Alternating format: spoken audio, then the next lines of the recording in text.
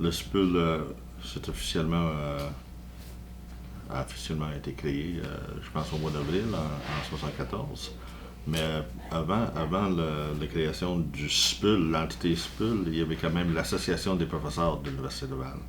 Alors, cette association-là existait depuis les années 60, des années 60, et, mais ce n'était pas nécessairement officiellement reconnu comme un syndicat.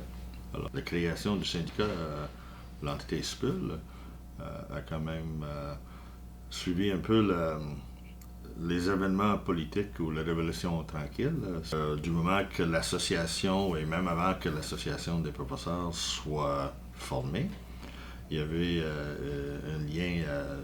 L'Université Laval, c'était quand même une université qui avait une tendance forte du côté clérical ou l'Église.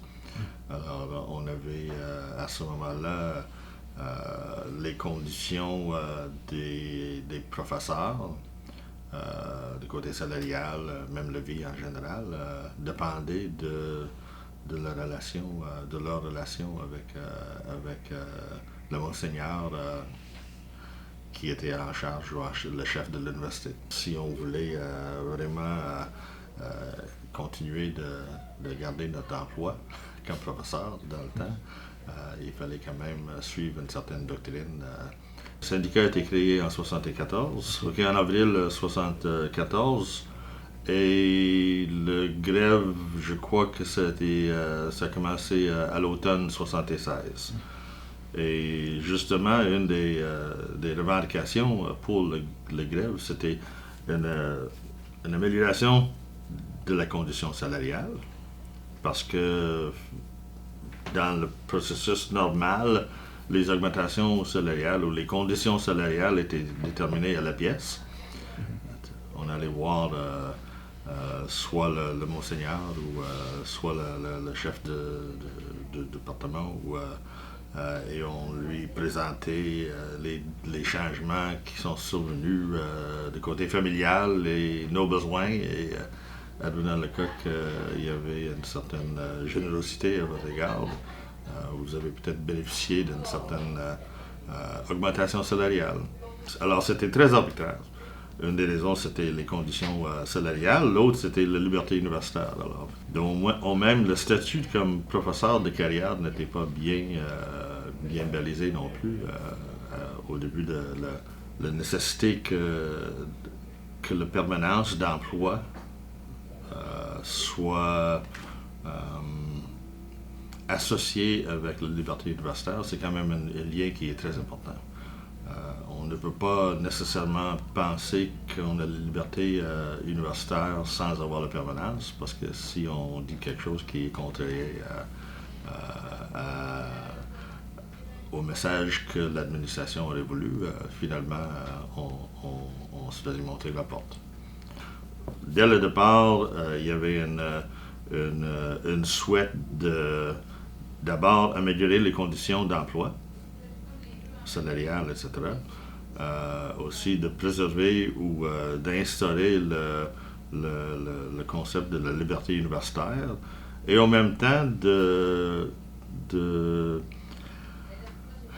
augmenter le rôle des professeurs dans la gouvernance. Il y avait 8 professeurs qui ont été congédiés d'une façon arbitraire. Okay? Ils ont été engagés au moment de l'évaluation. Il n'y avait pas nécessairement des critères d'évaluation qui étaient bien établis non plus. Et une décision des autorités universitaires à ce moment-là, c'était qu'ils n'allaient pas renouveler le statut de professeur pour ces 8 professeurs-là. Alors ça, évidemment, ça créait une certaine grogne avec d'autres professeurs parce qu'ils voyaient quand même que au niveau de protection d'emploi, c'était minimal et c'était arbitraire. Alors ça a stimulé le grogne et finalement les gens ont poussé pour autoriser une grève qui a débuté à l'automne de 1976 et qui a quand même duré 4 mois. Et finalement, c'était quand même un événement qui est important, pas simplement pour l'histoire des universités de Québec, mais aussi pour le Canada.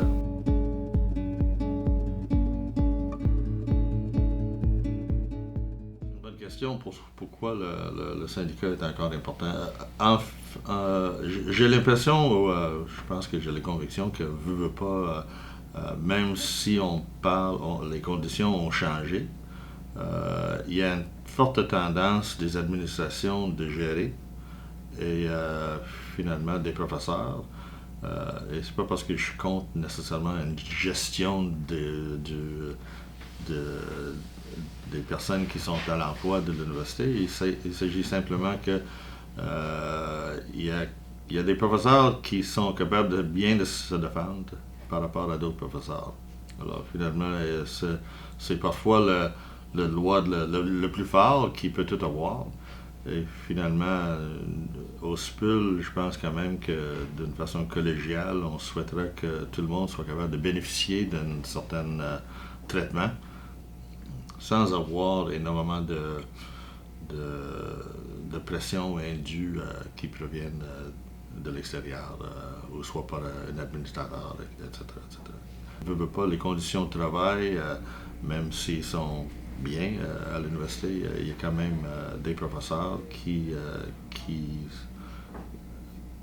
sont capables de se faire traiter d'une façon injuste, pareil. Là.